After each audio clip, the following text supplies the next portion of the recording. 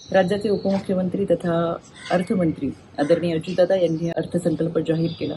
या अर्थसंकल्पामध्ये ज्या पद्धतीने महिलांच्या सबलीकरण आणि सक्षमीकरणाच्या घोषणा करण्यात आल्या, या सगळ्या योजना या माय आणि माऊलींचा सन्मान करणाऱ्या आहेत, आदर करणाऱ्या आहेत। या अर्थसंकल्पामध्ये वारकरी संप्रदायासाठी महामंडळाची स्थापना करण्याचा निर्णय घेण्यात आला।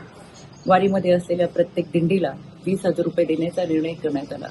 माऊलीच्या सन्मानानंतर खऱ्या अर्थानं मातृत्वाचा सन्मान करण्यात आला। आईसाठी, बहिणीसाठी, मातृत्वासाठी लाडकी बहीण ही योजना आणण्यात आली। या योजनेमध्ये जवळजवळ 46,000 कोटीची भरीव तरतूद करण्यात आलेली आहे। मुख्यमंत्री अन्नपूर्णा योजनेमध्ये प्रत्येक कुटुंबाला वर्षाला 3 मोफत सिलेंडर असेल, पिंक रिक्षा योजना असेल, लखपती योजना असेल, बचत गटांसाठी 15,000वरून 30,000वरती असलेली भरीव तरतूद असेल। या सगळ्या योजनांबरोबर मागील असलेल्या लेक लाडकी योजना, मातृवंदना योजना यासाठी देखील भरीव तरतूद करण्यात आली।